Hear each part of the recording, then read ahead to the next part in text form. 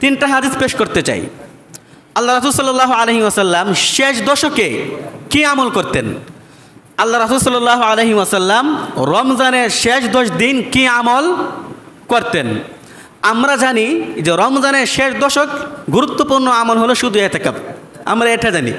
আল্লাহ রাসূল এতেকাফ তো করতেন, কিন্তু এতেকাফ ছাড়াও আরও কি কি আমল করতেন গুরুত্বপূর্ণ। আমরা অনেকে অবহেলা করি। আমরা ঈদ উদযাপনের, ঈদের কেনাকাটায় ব্যস্ত হয়ে যাই।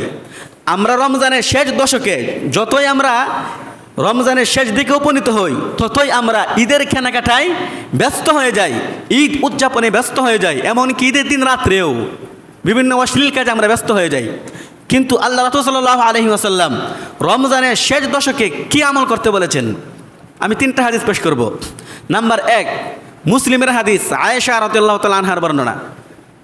আয়েশা রাদিয়াল্লাহু তাআলা আনহা বলেন, عن عائشة رضي الله عنها قالت كان النبي صلى الله عليه وسلم إذا دخل العشر। আয়েশা বলেন, নবীজি সাল্লাল্লাহু আলাইহি ওয়াসাল্লাম যখন রমজানের শেষ দশক আসতো, তখন নবীজি সাল্লাল্লাহু আলাইহি ওয়াসাল্লাম 4টা আমল করতেন। কয়টা আমল করতেন? রমজানের শেষ দশক আসলে নবীজি কয়টা আমল করতেন? 4টা আমল বেশি বেশি করতেন। নাম্বার 1, আহিয়াল লাইলা। তিনি রমজানের শেষ দশকের প্রত্যেকটা রাত্রে জাগ্রত থাকতেন। আহিয়াল লাইলা, তিনি রমজানের শেষ দশকের প্রত্যেকটা রাত্রে কি থাকতেন? জাগ্রত থাকতেন। জাগ্রত থেকে ইবাদত করতেন, কান্নাকাটি করতেন। নাম্বার 1।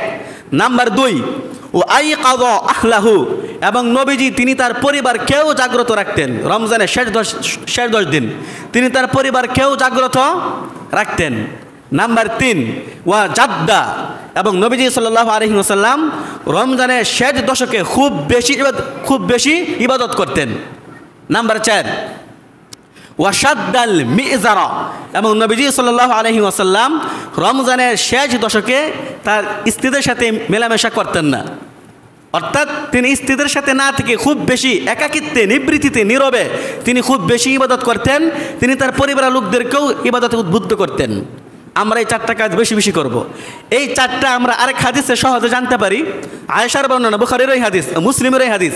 আয়েশা বলেন, কানান নবিয়্যু সাল্লাল্লাহু আলাইহি ওয়াসাল্লাম ইয়াজতাহিদু ফিল আশরিল আওয়াখিরি মা লা ইয়াজতাহিদু ফি গায়রিহি। নবীজি সাল্লাল্লাহু আলাইহি ওয়াসাল্লাম রমজানের শেষ দশকে এত বেশি ইবাদত করতেন।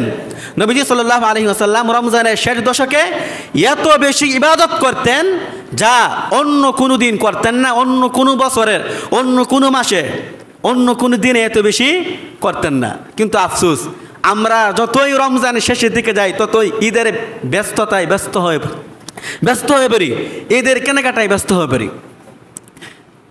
কেন নবীজি সাল্লাল্লাহু আলাইহি ওয়াসাল্লাম রমজানের শেষ দশকে এত বেশি ইবাদত কেন করতেন?